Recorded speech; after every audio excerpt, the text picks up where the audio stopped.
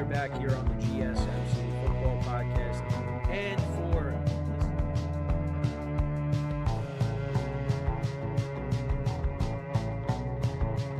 keep yourself in the loop of everything football on the Golden State Media Concepts Football Podcast. The latest news on and off the field, be it college football, Big Ten, SEC, Big 12, Pac-12, ACC to the NFL. We've got you covered. Listen to the Golden State Media Concepts Football Podcast.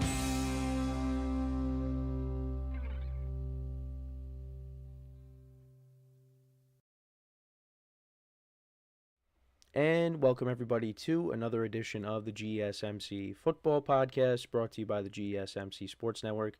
As always, I'm your host, Kenneth Grunfelder, and it's great to have you guys here on this Thursday, January 30th. We have a lot to cover on the show today. Before I get into all of that, just want to remind you guys to tip or donate and get your comments recognized. Make sure to hit that super chat button in the chat if you want to see me acknowledge any thought or comment you may have throughout the live broadcast. It makes the show more lively, more entertaining between myself, the host, and you guys, the viewers. We appreciate you guys' viewership each and every day, so any contribution you can make to the show means the world to us as we put out content for you guys each and every day. And also, the other way to help out the show is by going to the link at the bottom of the show segment on the ticker, gsmcpodcast.net. That is gsmcpodcast.net. So let's get into what we are going to discuss today. So we are going to I'm going to give you guys my overview of the coaching hires, the ones that I really like, the ones, maybe I didn't like necessarily, and maybe the ones that I just feel indifferent about. Now, I will preface by saying this. There's not one where I just am fully against when it comes to the new head coach hirings. But there's some that I'm, not as fond of as others. And based on what I've talked about over, the last week or so, you kind of understand where I'm coming from with some of them. But again, we're just going to kind of dive into the coaching hires again and, like I said, give an overview of it. Then we're also going to talk about, and this was something that was brought up during the Kay Adams show when Robert Griffin III was on it. They were talking about where Saquon Barkley ranks among, the top free agent signings of all time. So I wanted to get into that discussion. I also just wanted to talk about the running back position in the third part of the show and how it was a great year to be a running back and, how this year is going to impact free agency when it comes to running backs moving forward. We'll also get into which playoff teams from this season will not make the playoffs next season. We'll get into that. And then in the final part of the show, I wanted to get into the New York Giants, just talk about what General Manager Joe Schoen had to say recently on the number 3 overall pick, what the Giants could possibly do at that pick. Now, they could do a few things, but what is the decision that they should most likely make with that selection? So let's get into the first topic, which is talking about the head coaches, what I liked, what I dislike, what I feel indifferent about. Let's get into that. So you guys know that the one that I liked a lot was the Raiders bringing in Pete Carroll. I thought that, Pete Carroll, and I've said it over and over again, that he should have been near the top or at the top of most teams' lists, for teams that are looking for a new head coach. And the Raiders, I feel like this was the right decision for them because they've kind of gone through a lot. And, Mark Davis was talking to the media earlier in the week, and he said how, they brought in John Gruden to be kind of a staple for the franchise. I mean, they signed him to that 10-year contract, and it looked like the Raiders were trending in the right direction. And then, the stuff with the emails came out, and, then he was forced out of a job. And now he works for Barstool currently. So then, the Raiders, they had Rick Bisaccia step up and be the interim head coach. And the Raiders still ended up making the playoffs, despite all that. And then obviously you had the Henry Ruggs situation that season too. But they still made the playoffs. And then the following season, they brought in Josh McDaniels, and that didn't pan out. And, he lasted one full season, and then, how many games? I guess he got fired, 5 or 6 games into the season, if that. And then Antonio Pierce took over, and then he coached the whole season for the Raiders in 2024, and they were not very good. And they were looking for a head coach again, and Pete Carroll happened to be available because he didn't coach in 2024, and they made the right decision. And Tom Brady had a lot of influence on this decision. And it was the right decision. So this is a hire that I really like. I think Pete Carroll is going to make an immediate impact on this team. So that's the one I really like. I mean, there's not one that I look at and I absolutely dislike. Like for the Cowboys, it's not that I dislike the Brian Schottenheimer hire. It was expected. Because that's what, like if this hire was unexpected in my eyes, then I'd probably dislike it. But this is a Cowboy-like hire. You know, they weren't going to hire someone that was going to have control. Jerry Jones is in control. And, you know, I mean, I could say that the Cowboys lost in this sense because I don't think Brian Schottenheimer is going to be a difference maker. You know, I mean, you're going from Mike McCarthy, who, you know, I know his stock is not as high as it once was. But, you know, he did coach the Cowboys to a couple of 12-5 seasons. You know, they made the playoffs a few times under him, and they should have kept him. It's just things didn't work out with the years. But you go from him to a guy that has no head coaching experience. So, you know, I'm not in love with that hire, but I can't really say that I despise it or, you know, I'm fully against it because it was expected. It was expected that the Cowboys were going to make this kind of a decision. You know, when you're hearing that Kellen Moore and Jason Witten are supposedly in the running, that's where the Cowboys are at right now. But, you know, I think they're a team that could bounce back next season. Maybe they do make the playoffs. But even if they do, I don't see them going that far. Because that's just how it's been in this era. And then, look, the one hire that everybody's all over right now is Liam Cohen, just because of the Duval. Everybody's all over him for that. And just how cringe that moment was. But here's the thing. I brought this up. Remember Nick Sirianni's press conference? And look at the Eagles. They're in the Super Bowl again. Now, I'm not saying that the Jaguars are going to get to the Super Bowl next season. But you see how Baker Mayfield did under Liam Cohen. He had a solid year. You know, that doesn't mean that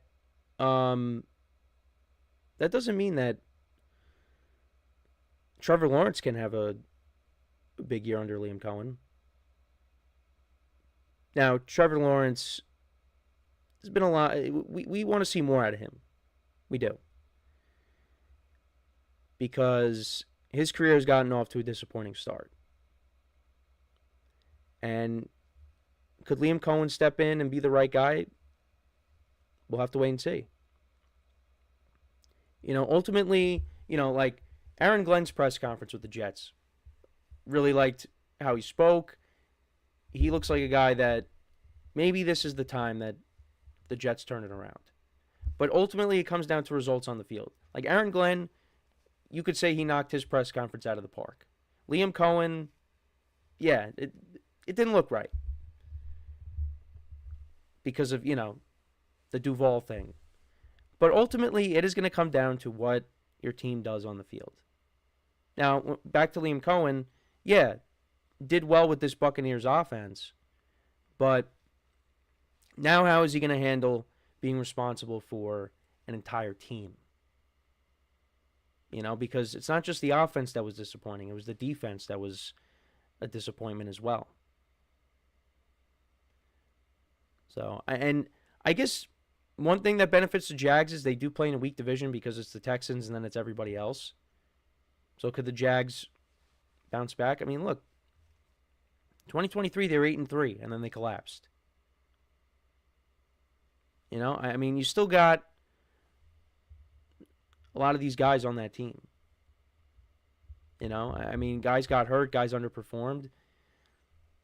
You know, so we'll have to wait and see. Again, that whole sequence was very, very odd. How he took himself out of the job and then he ended up taking it anyways after, Trent Baalke got let go. So, the Liam Cohen hire I'm kind of indifferent on. Because I feel like he'll be good for the offense, but how is he going to be, collectively for the team? The Ben Johnson hire I like a lot. The Bears have a lot of talent on that team. And, I think he's going to be able to get more out of this offense because, Caleb Williams' ceiling is higher than Jared Goff's. So, I'm a fan of that hire. Mike Vrabel with the Patriots. I think that was a good hire too. They brought in Josh McDaniels to be the offensive coordinator again. So I am a fan of the Vrabel hire as well. Aaron Glenn, I liked what he said in the press conference. It's just, like I said, we got to see results. We got to see results. And I hope it works out because it would be a nice story. He played for the Jets, and then he comes home, and he turns his team around because the Jets, they need to turn it around. They have been long overdue. So we'll see how it goes. But I feel like for the most part, the teams that needed new head coaches, they got I think they got the right people in place. I like the Ben Johnson hire, the Mike Vrabel hire, the Pete Carroll hire. Like I said, I think Liam Cohen is going to be beneficial for Trevor Lawrence. It's just, like I said, how is the whole team going to be now? Aaron Glenn, like what he had to say, it's just, it's going to take a lot to turn the Jets around. Well, I shouldn't say that because they do have a good roster. It's just they need to be coached right, and is he the right man to do it? And then for the Cowboys, look, Dak Prescott likes Brian Schottenheimer, and I think with Dak Prescott coming back and being healthy next season, and how the Cowboys finished off the year, they played better down the stretch. They could turn it around, but I don't really see them making a deep playoff run or anything like that. But let me know what you guys think though about the new head coaches. Which hires did you like? Which hires did you not like? There's still one more team that needs a head coach. We talked about them earlier in the week, the Saints. So we'll see who ends up taking that job. It could be Kellen Moore. We'll find out hopefully soon. So we're going to take our first break of the show now, and then when we come back, we'll talk about where does Saquon Barkley rank among the all-time free agent signings in NFL history. So with that being said, stick around, and we'll be right back here on the GSMC Football Podcast. I feel like I'm losing my mind. Is everybody in the world blind? Please, Lord, give me a sign, a sign. I feel like I'm losing my mind. Is everybody in the world blind? Please, Lord, give me a sign, a sign. I wanna be the greatest. Everybody on the fake shit. I look around and feel like everybody is the fakest. I make this every day and I'm impatient, hoping one day I blow up from the basement. Statement, the top is so vacant. I don't hear shit that I think is amazing. Waiting for my day when I'm playing sold out shows for 1,000 faces. Hey, give me that crown, get in my way and to be put down. It ain't your place, all this my town. If I want that shit, then I'll get it right now. I'm losing it, the noose it fits, I'm losing shit. A stupid myth, you choose to live or choose to dip. You choose to fight or lose your grip and lose a gift. Oh, feel like I'm losing my mind. Is everybody in the world blind? Please, Lord, give me a sign, a sign. I feel like I'm losing my mind. Is everybody in the world blind?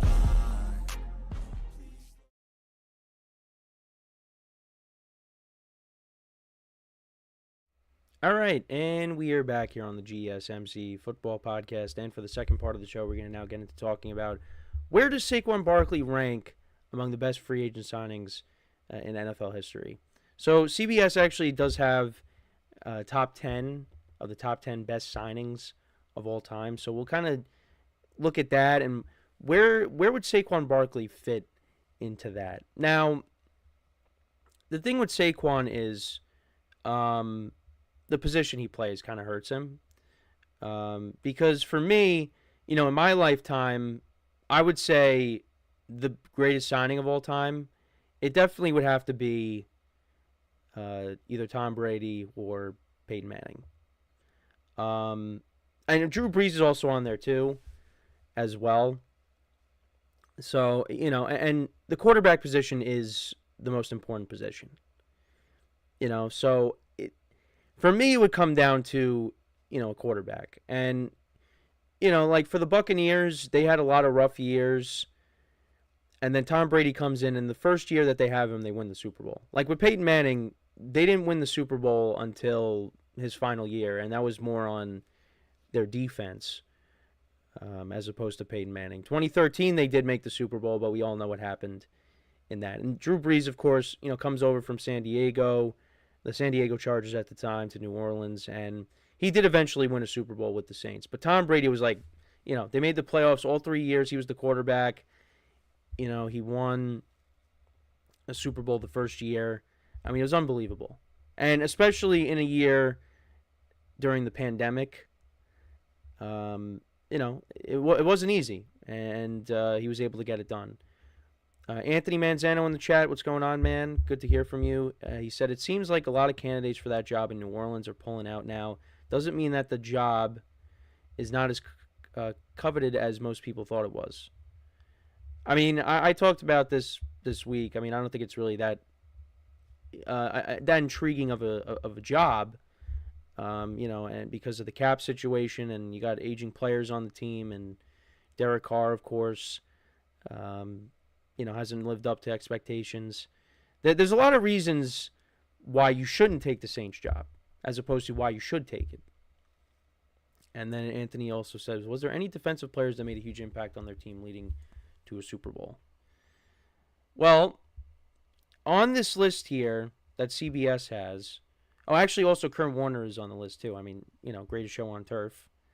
Because Warner spent the 1998 season in NFL Europe before. I didn't know this. Before he was elevated to the Rams backup quarterback job. Entering the 1999 season, he became the Rams starting quarterback when Trent Green suffered a season-ending injury during the preseason. Warner quickly rose to stardom. He won league MVP that season after throwing 41 touchdowns, leading the Rams to a 13-3 record. He won Super Bowl MVP after leading the Rams to a win over the Titans. And then he won his second MVP in 2001 after leading the NFL in passing yards and touchdown passes. Warner's Rams fell just short of winning his second Super Bowl in 3 years. He was inducted into the Hall of Fame in 2017. Yeah, I mean, I feel like you'd have to choose a quarterback, but there's a lot of defensive players on this list too. Curtis Martin is another running back that's on here as well. He had 7 consecutive 1,000-yard seasons with the Jets. In 2004, he became the oldest player to win the rushing title. Chris Carter, in 1990, so he was released by the Eagles after some off-the-field issues, and then he had another opportunity with the Vikings from 1993 to 2000. He earned 8 consecutive Pro Bowl nods, led the NFL in receptions in 1994, and paced the league in touchdown catches 3 times. And this helped the Vikings get 4 division titles in addition to 2 NFC title game appearances.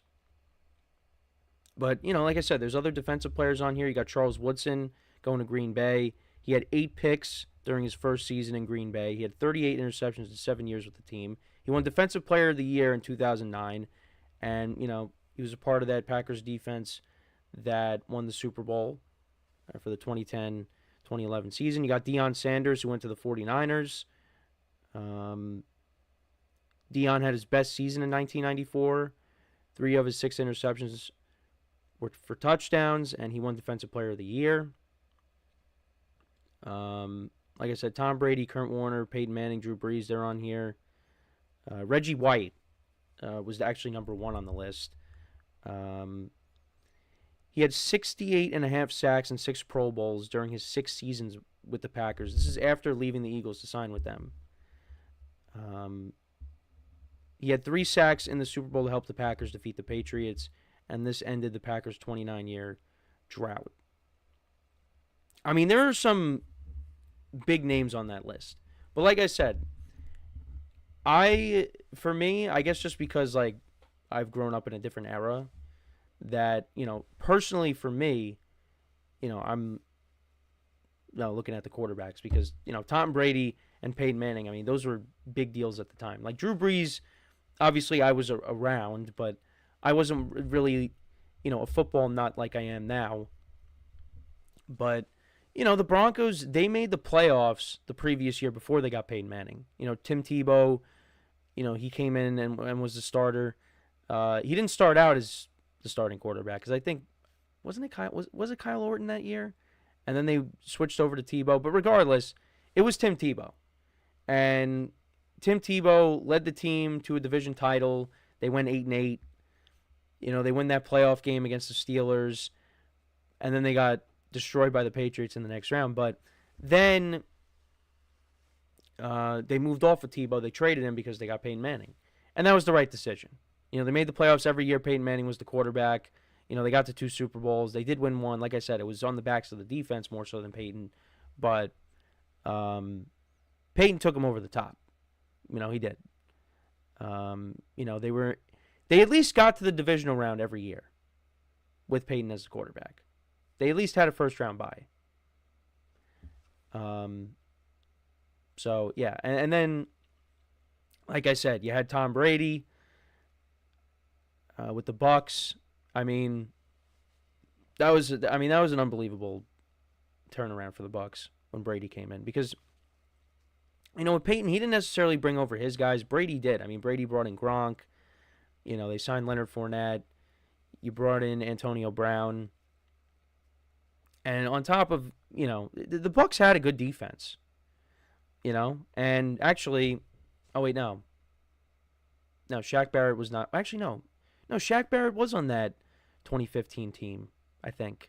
He was also on the 2020 Buccaneers defense.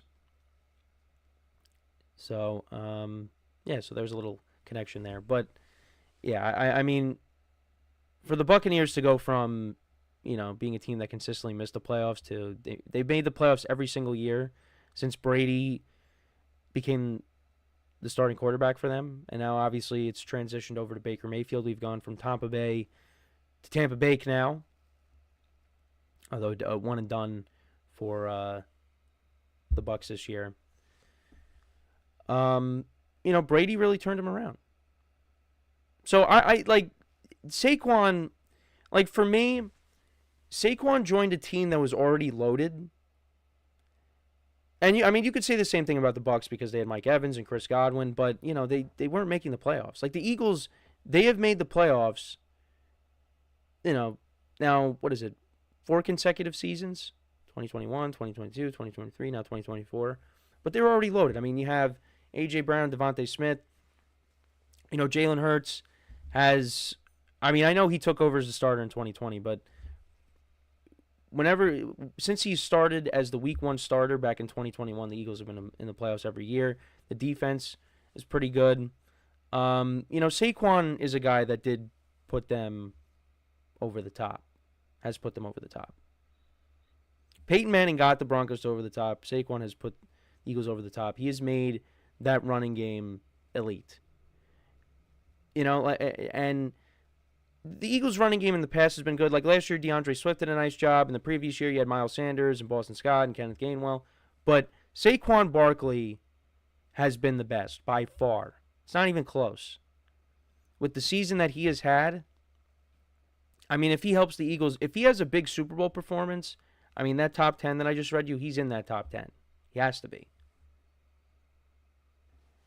I mean, he came 100 yards shy. He's 100 yards shy of breaking Eric Dickerson's single-season rushing record. I mean, he's had an unbelievable year. I think he's had, 5 or 6 touchdowns this season of more than 60 yards. I mean, he's been great. I mean, it helps when you're running behind an offensive line like the Eagles have. But he has really been an impactful player for this team. And, like I said, I can't rank him above the quarterbacks. But, I mean, I definitely think if they win the Super Bowl, the Eagles, I mean, you got to put him in that. You got to put him in the top 10. I think since I've started watching football, he'd probably be in my top 5. He'd probably be in my top 5. In terms of when I started watching football, he'd easily be in the top 5. So that's my dog disagrees in the background. But let me know what you guys think though about Saquon. Where would you rank him among the best free agent signings? Let me know in the comments. So before we go to break, just want to remind you guys once again to tip or donate and get your comments recognized. Make sure to hit that super chat button in the chat if you want to see me acknowledge any thought or comment you may have throughout the live broadcast. Makes the show more lively, more entertaining between myself, the host, and you guys, the viewers. We appreciate you guys' viewership each and every day, so any contribution you can make to the show means the world to us as we put out content for you guys each and every day. And also, the other way to help out the show is by going to the link at the bottom of the show segment on the ticker, GSMCpodcast.net. That is GSMCpodcast.net. So when we come back from our next break, we will continue to talk about running backs, just kind of, getting into the conversation of how the running backs, the stock is back up when it comes to the running backs. And how, from last offseason, I guess you want to call it now, there was a lot of running backs that changed teams that they had big years, like Saquon Barkley. Well, he had the biggest year out of all of them. So, we're kind of just going to talk about how it was a big year for them and, the stock being back up and how, does that change how teams should value the running back position? And like I said, we'll get into that when we come back from our next break. So with that being said, stick around and we'll be right back here on the GSMC Football Podcast.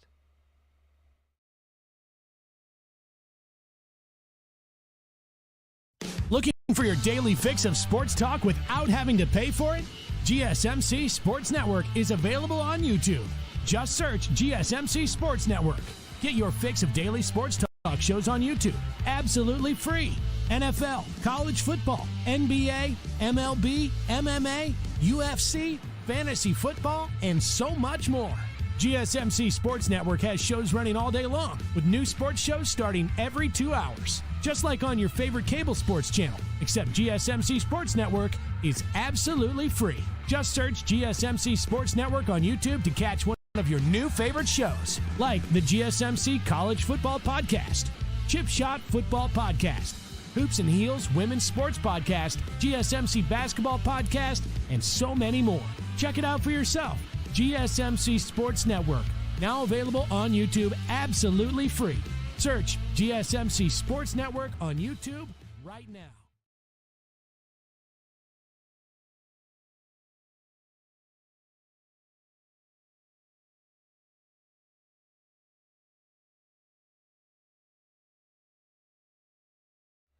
All right, and we are back here on the GSMC Football Podcast, and for the third part of the show, we're just going to talk about the running backs from this NFL season and how, the running back stock is, has kind of increased, I guess you could say, after the seasons that a lot of them had.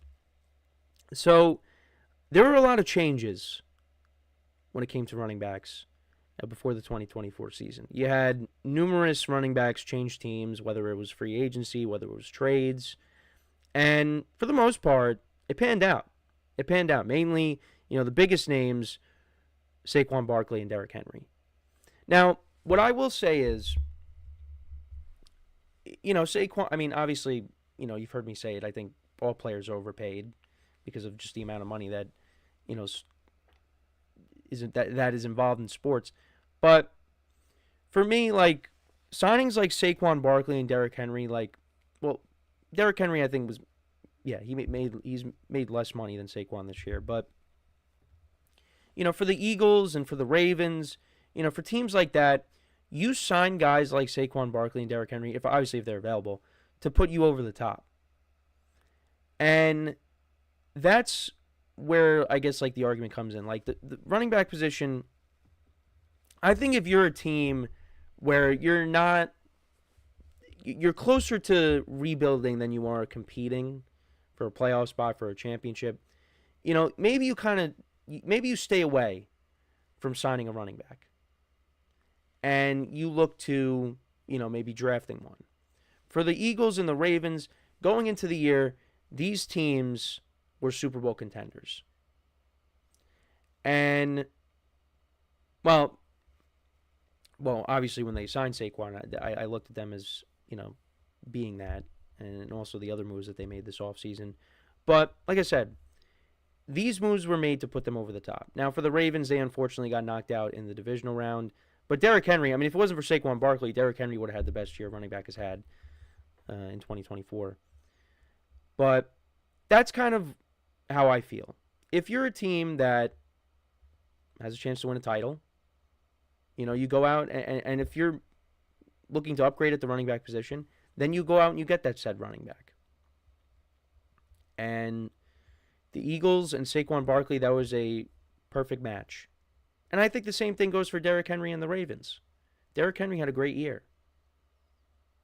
And, Derrick Henry is a little bit older than Saquon, but I think Derrick Henry's still got a couple of years left if he continues to play for the Ravens, which he's going to. They're going to look to maybe extend him. So, I would think that would be the right move. And then you also have, Joe Mixon got traded to the Texans, and he had a good year. I mean, towards the end of the year, he was not running the ball effectively, but he still put together a good season. The Texans, they let go of Devin Singletary, who ended up going to the Giants. That signing ended up not turning out to be anything special because Tyrone Tracy, their rookie running back, ended up taking over it. So, but the Texans, I mean, Joe Mixon ended up panning out. Aaron Jones had a good year for the Vikings. But we talk about the Vikings, the Ravens, the Eagles, the Texans. These are all teams that made the playoffs. These guys are brought in to, like I said, put them over the top. Now, the Vikings, I didn't expect them to make the playoffs because I just didn't know how the quarterback play was going to be.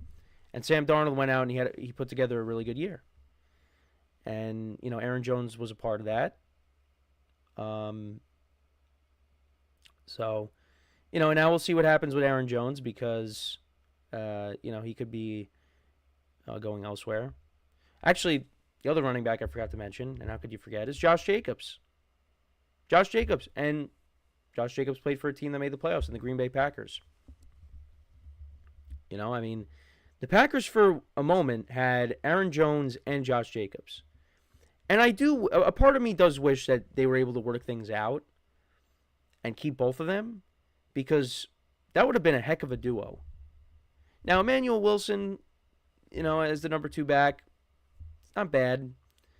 But I think having Aaron Jones and Josh Jacobs, that would have been a heck of a backfield. But they couldn't do it.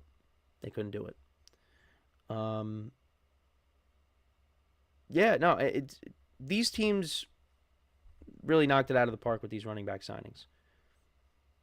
I'm trying to think. Well, the Titans, they signed Tony Pollard. Tony Pollard was okay. I think it would have been better had he stayed in Dallas, but I don't know. I don't really know the situation. Did Dallas want to keep him? Dallas is the team that really needed a running back. I mean, Rico Dowdle, had some good games down the stretch, but they went out and they got Dalvin Cook and they didn't use him. I guess because they really don't believe that he's got anything left. And even in the limited playing time that he had, he really didn't show you much. So, I'm trying to think, am I missing anybody else? I think that's the vast majority. That's pretty much all of them. But like I said, if you're a team that wants to upgrade at the running back position and you're a good team, you're in more of a position to compete for a playoff spot, for maybe a championship, then you go out and maybe you do overpay for a running back. It's got to be the right situation too. If not, there's a lot of running backs coming out of the draft this year. This running back class. Now, obviously, I'm not an expert with every single one that's coming out, but it's a loaded class. So, if you're a team that needs a running back, then you go and you draft one of these players.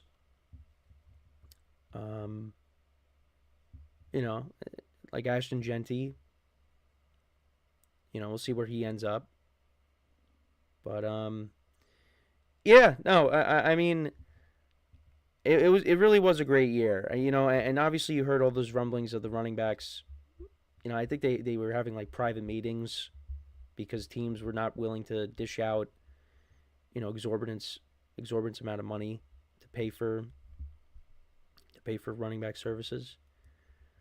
But, you had teams like the Eagles step up, pay Saquon, and Saquon's playing in the Super Bowl next week. So, and he's one of the biggest reasons why they're in that position. So, I mean, we'll see how it goes. We'll see how that game goes. But, yeah, no, I mean, good for running backs getting their money. I mean, yeah, no, it was a good offseason for them, but like I said, I think it all comes down to the situation. I think based off of how the season has gone, I think that has helped their value increase, but I think also at the same time, it just depends on what, your situation is like as a team. So, Anthony in the chat says, does the importance of a running back flush weight on how teams view them? Because it seems the past few years they weren't that important. I mean, look, I think it's just, we were in a unique situation this year because of just how many big names were available. And, the teams that signed a lot of these guys or traded for these guys, they were all teams that pretty much made the playoffs. Like I said, Saquon, Derrick Henry, Josh Jacobs, Aaron Jones, Joe Mixon, who was acquired via trade. These guys were brought in as like the missing pieces. More so others for some. Because Aaron Jones was brought in to be, I guess, a complementary piece. Because the Vikings had Justin Jefferson and Jordan Addison and TJ Hawkinson. Aaron Jones is not being brought in as the focal point. Now, I mean, you could look at the Eagles. I mean, they have A.J. Brown, Devontae Smith, and Dallas Goedert. But, I mean, you see, what Saquon has taken over games.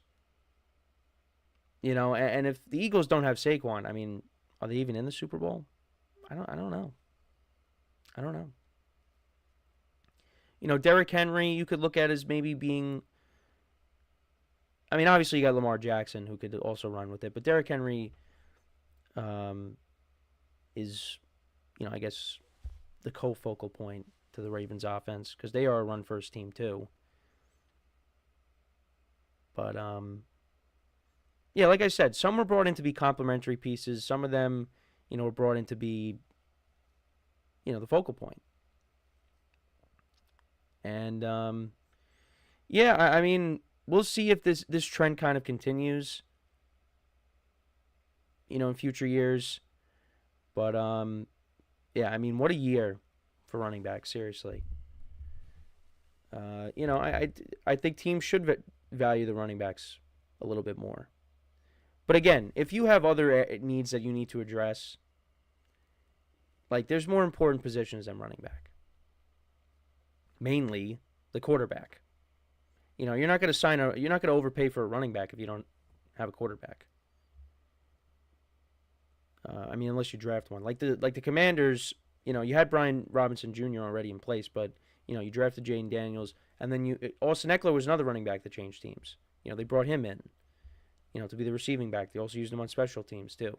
Now he was okay this year. Got injured a couple times, but I think he was okay for the Commanders this year. But he wasn't like the impactful signing like Saquon, Derrick Henry, those guys. Not all of them were going to be like Saquon or Derrick Henry. But, let me know what you guys think, though, about the running back signings from, this past offseason or last offseason. Do you think the running back the value of the running back has increased based off of that? Or do you think, teams are still kind of just going to approach it the same way where it's like, hey, you're a running back, your longevity is not as long as, some of these other positions. Let me know what you guys think in the comments. So we're going to take our next break, and then when we come back, we'll talk about what teams that made the postseason this year could possibly miss out on the playoffs, on the postseason next year. So we'll get into that conversation when we come back. So with that being said, stick around, and we'll be right back here on the GSMC Football Podcast.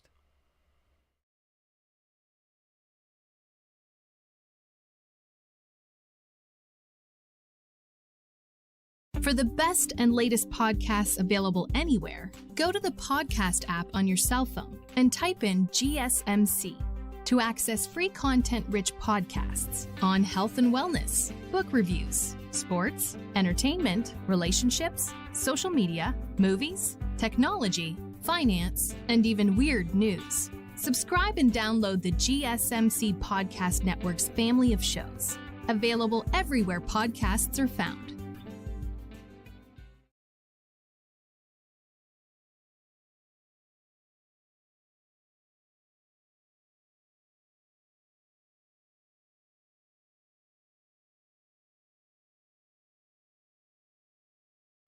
All right, and we are back here on the GSMC Football Podcast, and for the fourth part of the show, we're going to now get into talking about what teams that made the postseason this year could miss out on the postseason next year. So, obviously this is very early in the process. We're not even, this year isn't even over yet. We still got one more game. But of the teams that have made the playoffs, who's most likely to miss out? The Buccaneers could be one. With the NFC South getting better. The Panthers, they finished the year strong. The Falcons, look, if Kirk Cousins doesn't have that midseason fall off, we're looking at the Falcons possibly making the playoffs. And the Bucs, they dealt with a lot of injuries this year. And, they kept fighting, and they made it. And give them credit. And now they lost their offensive coordinator. They lost Liam Cohen.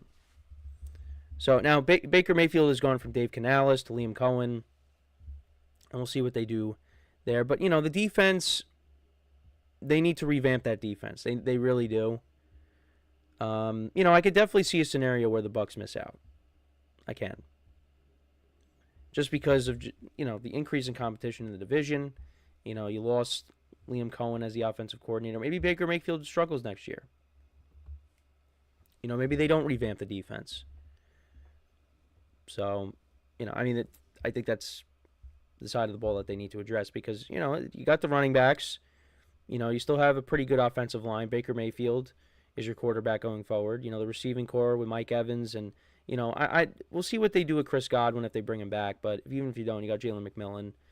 Maybe you take another receiver in the later rounds in the draft.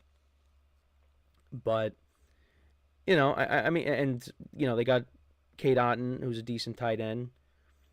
For me, the Bucs need to address, the defense. But I could see them being a team that misses out next year. Looking at some of the other teams, it's tough to say. You look at the NFC North teams. 3 of them made the playoffs this season. Is that going to be the case next year? Are the Vikings going to get the same level of... Like, if Sam Darnold comes back, or if they end up moving off of them, are they going to get the same level of quarterback play they did this season? Because that's part of the reason why they had such a great record. Now, they have a great roster. Both sides of the ball, they got players all over the place. There's some veteran players that, they have a decent amount of free agents, I believe. But are they going to have the same kind of season or a similar season this year, next year? Again, I'm curious to see what they end up doing with the quarterback position. How does that end up playing out? Do they bring back Darnold? Do they not bring back Darnold? Kevin O'Connell is a very good head coach, and he did a great job. He's likely going to win Coach of the Year. So, we'll see. We'll see what happens. And then you look at the Lions, they lost their coordinators. We're really going to see what Dan Campbell is made of. Like, is that going to... I don't think it's going to impact them to the point where they're going to miss the playoffs. But, that could turn out being detrimental to the team. Because they were a big part of turning this thing around in Detroit, and now they're gone, and it's like, well, what are the Lions going to do? The Packers, Jordan Love was banged up this year, and didn't play as well as he did last year. They struggled offensively. At least in the passing game they did. I feel like out of the 3, the team that I view as the team to most likely miss out on the playoffs, I might say the Vikings. Just because I don't know what's going to happen with the quarterback position. Because, look, you can't say, like, anybody that steps in and takes over as the quarterback for the Vikings will turn them into a playoff team. Because remember when Kirk Cousins got hurt in 2023? Yeah, Nick Mullins and Josh Dobbs. Josh Dobbs actually was playing well, and then teams started to figure him out, and then that was it. And then Nick Mullins came in, and he threw for 400 yards in a couple games, I believe. And, still turned the ball over a lot. Sam Darnold, though, right place, right time. And who knows, maybe Daniel Jones. Maybe they take a chance on Daniel Jones next year.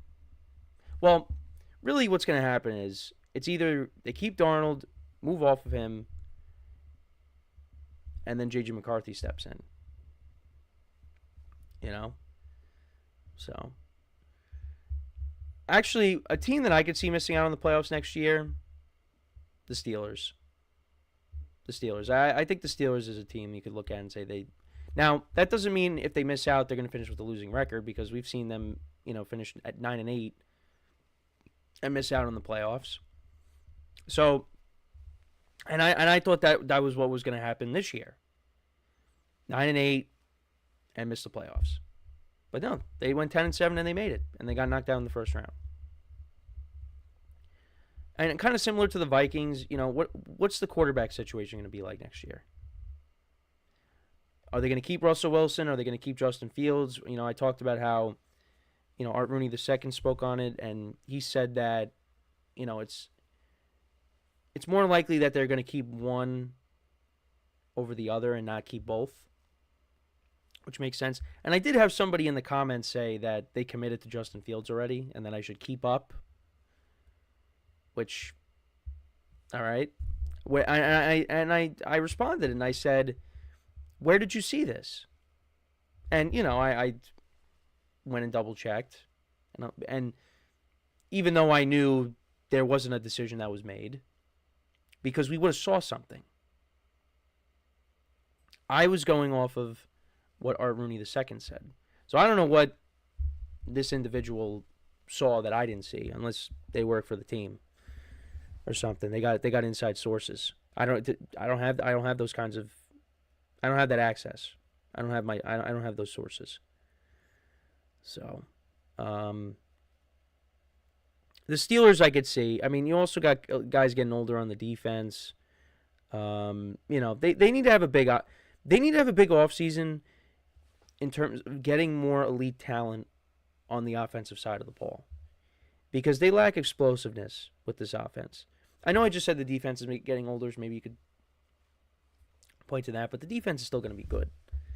They need an offense that can keep up with the Kansas Cities of the world, the Buffaloes of the world, the Baltimores of the world, even though they beat the Ravens this year. They need that. They have lacked that for so long. They have lacked that since really the last year of Ben Roethlisberger and Antonio Brown. I can't add Le'Veon Bell to that because Le'Veon Bell held out in 2018. I'm talking about 2018. Le'Veon Bell held out, which was the worst decision of his career, holding out the entire season. So, the Steelers, I could see it. The Buccaneers, I could see it. I mean, maybe Jaden Daniels and Bo Nix have sophomore slumps, and they miss out. I mean, the Broncos, they're another team that has to go out and add more talent on the offensive side of the ball. Commanders, you know, kind of the same thing.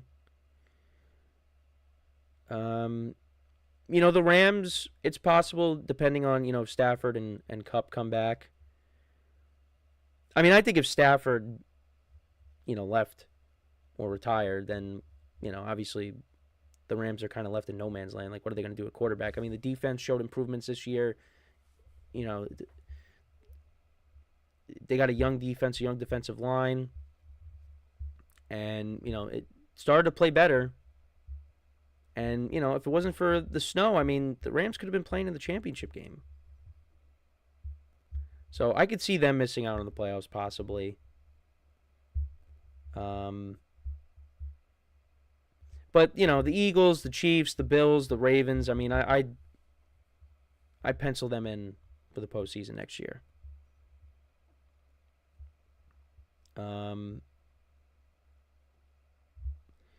You know, but the other teams, I mean, I think you could, I mean, obviously injury. The thing is, for all these teams, injuries could happen. Injuries can happen, and then you miss the playoffs that way. But, you know, I think for a lot of these teams, you could definitely make a case like, hey, this team could miss out. This team could miss out. I mean, look at the teams that fell just short. You know, like the Bengals, the Dolphins. You feel like, you know, they're going to be better next year. I mean, again, throw the Cowboys in there. The Bears, maybe. You know, there are going to be some better teams.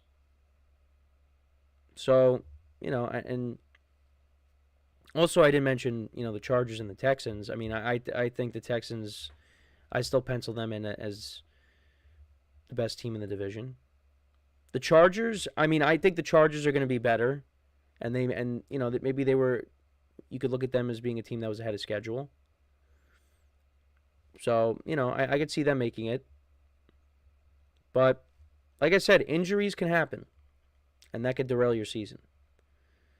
So, I think the teams that most likely could miss the playoffs, I would say, is the Buccaneers and the Steelers out of the NFC and the AFC. I know, and you probably were a little surprised. I also said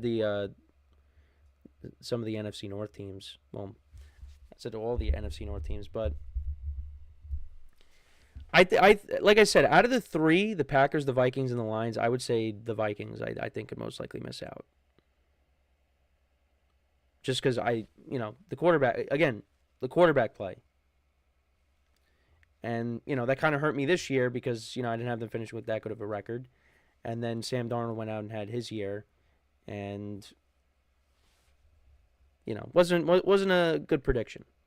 And once the Super Bowl is wrapped up, we're gonna go back and we're gonna look at how I had all the divisions how I had all the divisions playing out this year, and how accurate I was, because I really wasn't that accurate. I wasn't. So, but let me know what you guys think, though. What teams do you most likely see missing out on the playoffs that made the playoffs this year? Let me know in the comments. So we're going to take our final break of the show now.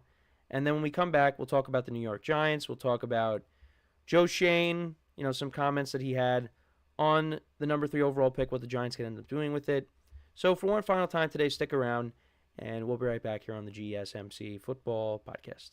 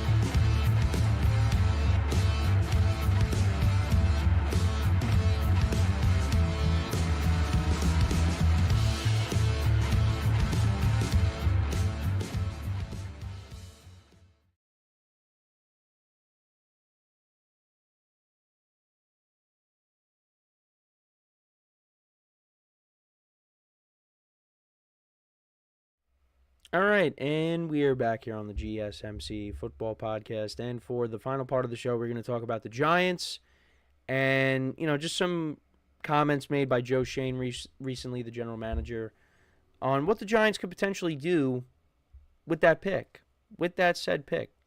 So,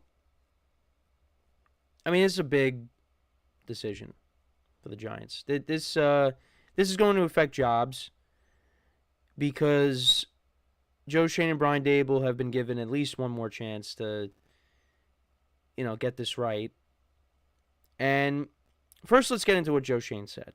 He said, "We're going to be open to anything." And this was at the Senior Bowl. "We're in a good position sitting at 3 with the players that are available, but by process of elimination, we know we're going to get a good player regardless of what happens the next couple of months. We know there's going to be a really good player there." So, they could trade down, they could take a quarterback, they could take best player available. Now, a couple of things that I was listening to yesterday.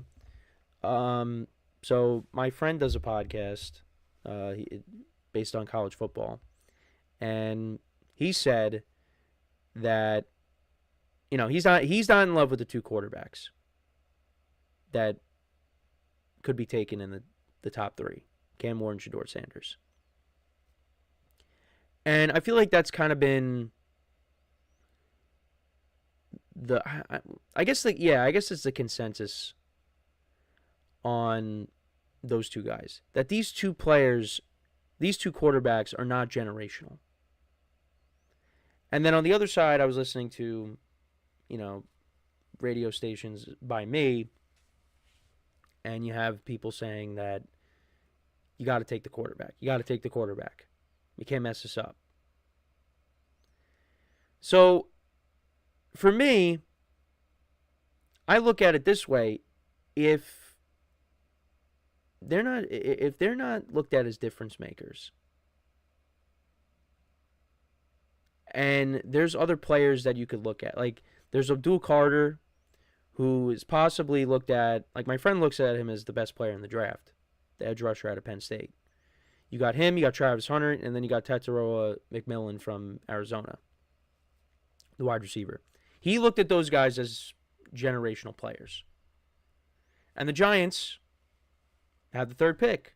So they could definitely, because you look at the Titans and the Browns, it looks like both of those teams, actually the Titans might not take a quarterback because who was it? The GM spoke, and he said that, he talked about taking a generational talent with their pick. Well, if you don't look at the quarterbacks as being generational, then you might take an Abdul Carter. You might take a Travis Hunter with the first pick. Most likely it could be Travis Hunter because of, Travis Hunter being able to play two positions. So then that would leave the Browns and the Giants with taking a quarterback. Now, I don't want the Giants to fall into a trap of take a quarterback just to take it. Because my friend said, if you take one of these two guys, you're probably going to end up picking top 3 again the following year. And when you hear that, that's not good. Now, that doesn't mean that if the Giants took Cam Ward or Shadur Sanders that, Brian Dable, maybe works his magic and, gets the most out of whoever they end up taking. But, you have concerns there. And the Giants are in a position right now where the general manager and the head coach are under pressure to have a good year. Because if this team goes out there and wins 3 games again, they're not going to be here next year. They're not. So they got to make a huge splash with this pick. But the other way they could do it is maybe you take a generational talent and then you hope that some of these other quarterbacks are available later in the draft. But that's also a huge gamble. That is also a huge gamble because, Jackson Dart has been a name that's been thrown out there, the Ole Miss quarterback. He's a guy that maybe, you take one of these generational talents, like McMillan or Carter or Travis Hunter's available, and then you try to, maybe you trade up, maybe, from the second round into the, the back end of the first or what have you, and you get, one of these other quarterbacks, and then you go out and you bring in a guy to be your, I just hit into my water bottle, and then you, you take one of these, I guess, second tier guys, or, they could do a lot, but they got to nail it. They have to. And it's just, it's tough. Because like I said, I don't want them to just take a quarterback just to take one. I want them to take it because they believe that the player that they are drafting is going to be a cornerstone to the franchise, that he is going to be the difference on the team. But only time will tell. Because if the Giants traded down, you get a lot of assets. If they take a generational talent, whether it's on the defensive side of the ball or on offense, if you take Travis Hunter, you take McMillan, you pair them up with Malik Neighbors, that's a pretty good receiving core. And the Giants receiving core is one of the, I guess you could say, it's one of the strengths of the team, right? Neighbors and Wan'Dale Robinson. Jalen Hyatt's been a disappointment, and Darius Slayton's probably not coming back, but, I like where the receiving core is headed mainly because of Neighbors. But, they got to go out and get more. They have to add, they got to add to both sides of the ball. They got to have a big offseason. They have to. And we'll see what they end up doing. I saw something yesterday. This is just a rumor, but, what if the Giants went out and brought in Stephon Diggs on a cheap deal? I don't think that'd be bad. I know he's coming off of an ACL, but, he comes in, have him opposite of Neighbors, got Wan'Dale Robinson in the slot. I'd be okay with that. But again, it comes down to who's going to be throwing them the ball next year. And that brings us back to the number 3 overall pick. I would be open to them taking one of the top players in the draft, and then you cross your fingers and you hope that there's another quarterback available.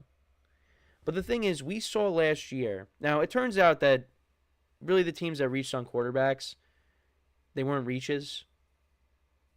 Like people said, well, we'll find out next year. Because Michael Penix didn't play that much, but, I mean, he looked good. He looked good in the games that he played in. Bo Nix had a good rookie season. Jaden Daniels, good rookie season. Drake May. I know Drake May was named to the Pro Bowl, and, you know, the Pro Bowl is, no offense, it's a joke. And no offense to Drake May, but Drake May is not a Pro Bowler. Was not a Pro Bowler this year. I mean, he was solid, but, you know, he didn't play the whole year. So you got him, you got Caleb Williams, you know, not the best rookie season you could have, but there's promise. And now with Ben Johnson there, you're looking to see him take a big step next year.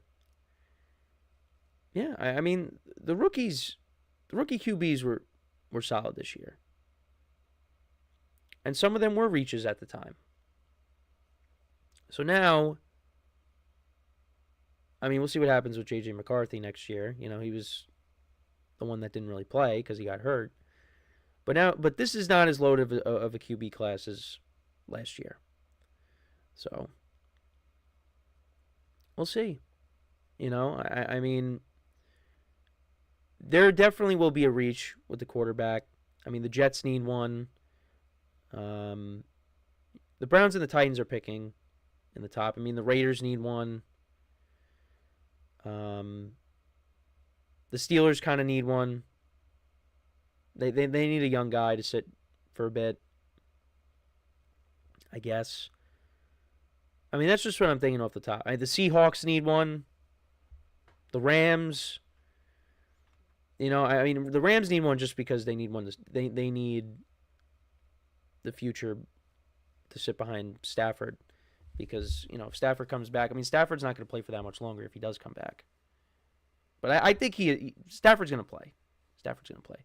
So, yeah, there are a handful of teams that, yeah, they need quarterbacks. But I don't think a lot of them should be taking a quarterback in the first round. I mean, are you really going to do that? Like, I don't think if Stafford's coming back, I don't think the Rams are going to be like, all right, we're taking quarterback with our first pick. But who knows? Well, the Saints need the Saints are in a weird spot because, I mean, they did take Rattler, but, like, do they think Rattler's the guy? I don't know. I don't know. Only time will tell. But, yeah, let me know what you guys think, though, about the Giants. What should they do with the number 3 overall pick? Do you think they should take the best player available? Should they take what they really need, a quarterback? Do you think they should trade down? I think trading down should be, if you were to rank them, trading down I think should be last. Now, I think, you know, if they trade up from where they are in the second round and try to get someone in the late first, you know, I mean, they're going to have an early second round pick. If they see a quarterback maybe that they like, then you do it that way. Because I would take one of these top guys. Because you know what you're going to, because, well, I mean, you don't know, but they're elite level talent. And the Giants need more of that on their team. But you know what? My view on the team as a fan is different than a lot of other Giant fans. Because a lot of other Giant fans are like quarterback, quarterback, quarterback, quarterback. And believe me, I'm the same way too. But, you know, we're going into a draft class that doesn't have, at least in a lot of people's eyes, it doesn't have like an Andrew Luck. You know? It doesn't have a Joe Burrow. So that's just how I feel. But let me know what you guys think about what the Giants could do. And with that, that is all the time that we have for today. Thank you guys for tuning in. Make sure to check out all the other shows as well. Make sure to leave a like, comment, and subscribe to the video. We'll be back again tomorrow. Same time, 10:30 a.m. Eastern Time. And until then, I'm Kenneth Grunfelder signing off from the GSMC Football Podcast, brought to you by the GSMC Sports Network. Have a good day, and I will talk to you guys tomorrow. Take care.